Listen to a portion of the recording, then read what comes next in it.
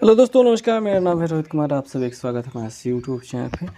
कक्षा 10 की मैथमेटिक्स में त्रिभुज एक मुश्किल चैप्टर होता है, जिस चैप्टर के लिए समझ पाना बहुत मुश्किल होता है चीज़ों को, और उस चैप्टर को हम यहाँ पे अरिहंत की किताब से हल कर रहे हैं। धीरे धीरे चल रहे हैं, चीज़ों को समझते हुए चल रहे हैं। और इससे तो मैंने इसको कई बार पढ़ाया है, पर इतना धीरे नहीं जितना धीरे मैं पढ़ा रहा हूँ। तो अगर आपको फास्ट चलना है तो मेरी और वीडियोस हैं, उन्हें देख सकते हैं। अभी फिर धीरे चलते हैं और ज़िंदगी का मज़ा लेते हैं। सबसे पहले तो हम इस क्वेश्चन को देखेंगे। अब यहाँ पे हम प्रश्नावली 7.1 के जिस प्रश्न में पहुँचे थे वो प्रश्न है तीसरा। इसमें अज्ञात चर ज्ञात कीजिए और इन दोनों को समरूप कहा है। देखिए, प्रश्नों को हल करना बहुत आसान रहने वाला है। यहाँ पे आपको समरूप कहा गया है, जो आप उसे पहले लिख लीजिए। ठीक, चीज़ों को चलने दीजिए। जैसे कि तीसरा प्रश्न है तो हम यहाँ पे लिखेंगे कि दिया है, क्या दिया है कि त्रिभुज ABC जो है वो समरूप है। त्रिभुज ABC समरूप त्रिभुज PQR हमें दिया है और ये चित्र दिया है। तो चित्र तो हमें पेंसिल से ही बनाना चाहिए और पटरी का भी यूज़ करना चाहिए। अब पटरी का यूज़ करेंगे थोड़ा ज़्यादा ही समय लग जाएगा, तो काम चला लेते हैं। ये ABC, यहाँ पे 2, यहाँ पे 4, यहाँ पे X, और ये भाई साहब जो दिए गए हैं थोड़ा गंदा बना है, पर हम इसे ऐसे लिखेंगे और कोशिश करेंगे कि सब बेहतरीन रहे। तो ये बेहतरीन है। तो हमें यहाँ पे अचर अज्ञात चर का मान ज्ञात करना है। तो अज्ञात चर का ज्ञात करने के लिए आपको इसमें समझना होगा, क्या समझना होगा कि चूँकि ये चूँकि त्रिभुज ABC समरूप त्रिभुज PQR, इसलिए समरूप त्रिभुजों के संगत भुजाएं समानुपाती होती हैं। तो यहाँ पे जो समरूप हैं उनमें कौन सी संगत भुजाएं हैं जो समानुपाती हैं वो समझेंगे। आप AB देख पा रहे हैं ना, और ऐसे ही PQ देख पा रहे हैं, तो आपको यही लिखना है कि AB बटे PQ ये बराबर। अब अगले देख पाते हैं कि ये BC दिखाई दे रहा है और ये QR दिखाई दे रहा है, तो हम यहाँ पे BC बटे QR लिखेंगे बराबर। ये जो दिखाई दे रहा है AB या फिर CA और RP, ये नहीं लिखेंगे, तो CA अपॉन RP ये समरूप हो जाएंगे। ठीक, अब इतनी बातें समझ में आ गई होंगी कि इन सब चीज़ों को यहीं से देख करके आपको लिखना है। यहाँ से भी देख के लिख सकते हैं, पर मैं कहूँगा कि यहीं से देख के लिखें, ये आसान चीज़ें होंगी। अब हम यहाँ पे देखेंगे AB, A यहाँ पे है, B यहाँ पे है, AB X है, तो हम लिखेंगे X बटे PQ 4.8 ऐसे लिखा हमने बराबर। BC 2, QR 6.4, CA 4 और RP Y यहाँ पे ऐसा हो जाएगा। ठीक, अब इतना हो जाने के बाद क्या, अब आगे क्या, तो यहाँ पे लिखेंगे, यदि ऐसा लिखना चाहिए कि नहीं लिखना चाहिए, मतलब लिख ही देते हैं तो क्या दिक्कत हो जाएगी। इन दोनों को बराबर करते हैं। x बराबर x बटे 4.8 है बराबर 2/6.4, इसको ऐसे ही लिखना चाहिए। ठीक है, और आगे की प्रक्रिया में इसे ऊपर भेज दीजिए। x बराबर 2 गुणित 4.8 बटे 6.4। अब आप समझ रहे हैं कि दशमलव हटाना बहुत आसान काम है, ऐसे हट जाएगा। तो यहाँ पे 2 गुणते 4 48/64। अब आप काटना जानते ही हैं, 2 एकम 2, 2 तिहाई 6, 2 दूनी 4, ये हो गया। 2 से काटेंगे, 2 एकम 2, 2 छंग 12, 16, 2 से कटेगा, 2 दूनी 4, 2 चौके 8, 2 अट्ठे 16, 2 बरम 24, 12 दूनी 24 होता है, 4 दूनी 8, 4 तिहाई 12 कर दीजिए। कौन ये 2 से गिनता है आगे चिल्लर ऐसे। तो यहाँ पे हमें 3/2 मिल रहा है, जो कि x की वैल्यू हो रही है x बराबर, अगर हम 2 से भाग करेंगे, 2 एकम 2, 0.5, ये हो जाएगा आपके x का मान। ठीक है, कुछ ऐसे।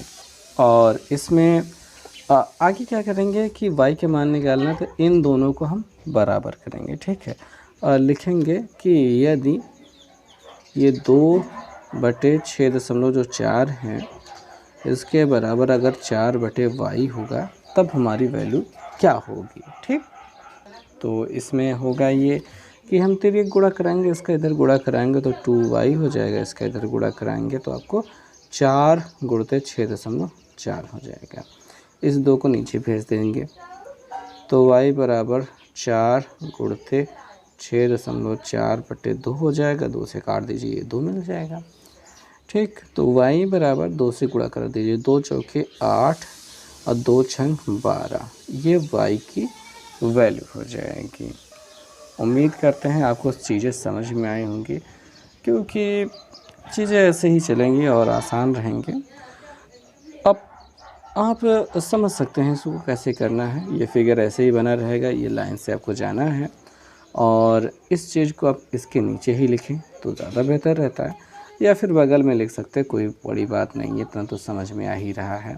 ठीक है, थोड़ा स्पेस ज़्यादा दीजिएगा, इनके बीच में, दोनों के बीच में स्पेस ज़्यादा दीजिएगा। ठीक है, पन्ना भी बचेगा, सवाल भी सही चलेंगे और अच्छा भी रहेगा। ठीक, तो ये चीज़ आपने समझ ली है।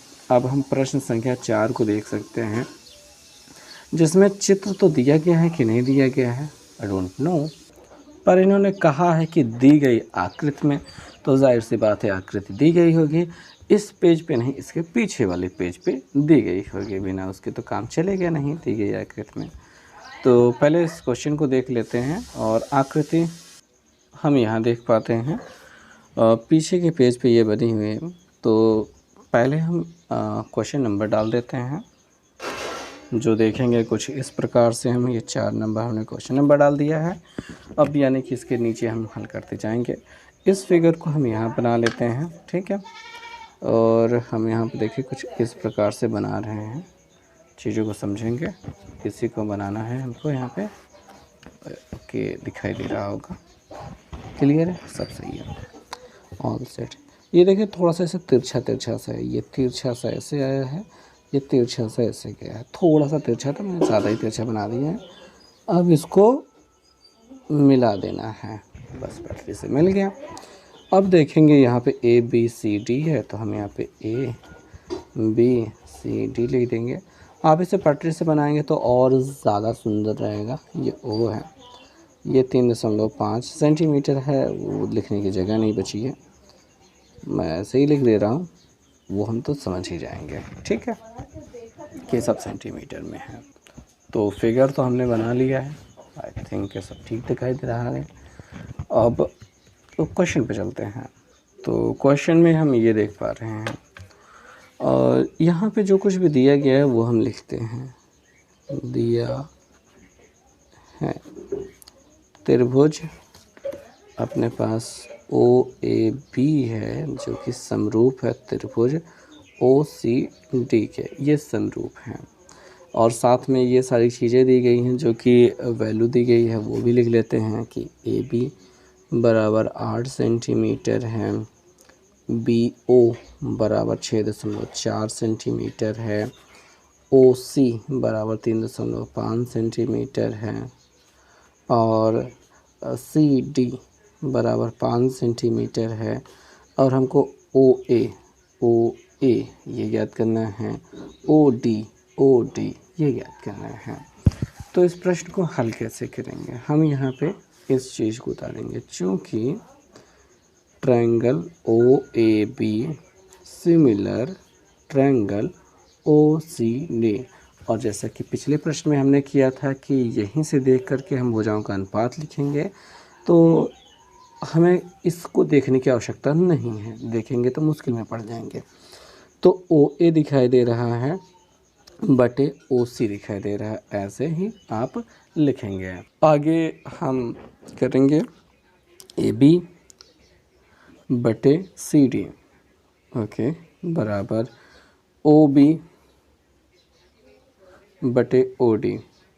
तो चीज़ें समझ में आ गई। अब यहाँ पे हम इनके वैल्यू रख देंगे।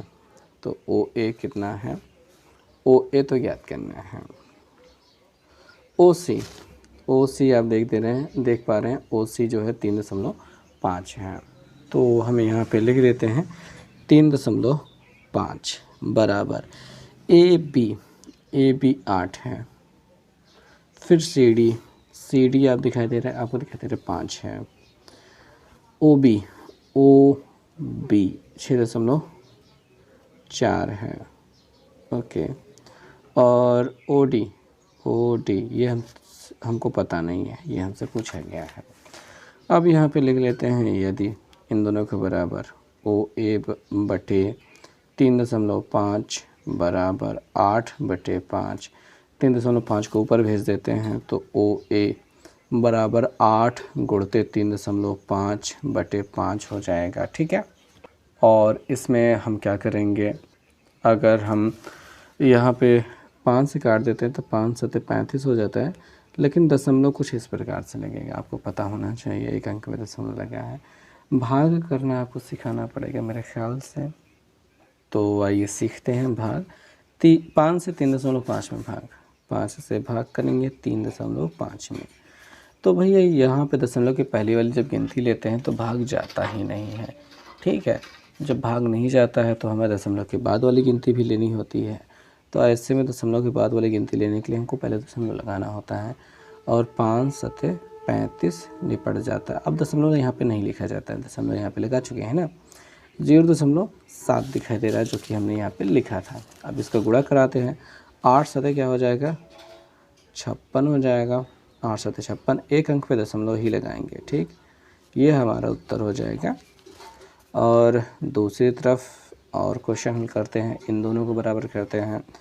तो 8 बटे 5 बराबर 6.4 बटे OD दिखाई दे रहा है। तो OD को इधर भेज दीजिए, OD गुणते 8 हो जाएगा बराबर ये 6.4 गुणते 5 हो जाएगा।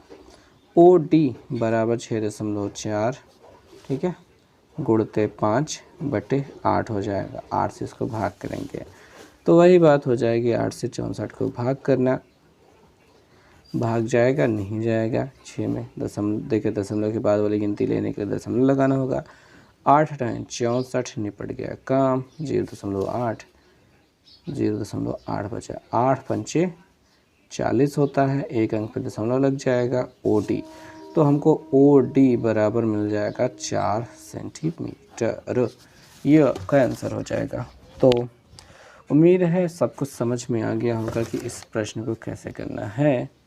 अब मैं चाहूँगा कि आप आगे के प्रश्नों पर नज़र डालें और उन्हें बहुत अच्छे से करने का प्रयास करें। 5वां प्रश्न तो आप कर ही लें। मिलते हैं नेक्स्ट वीडियो में, बाय।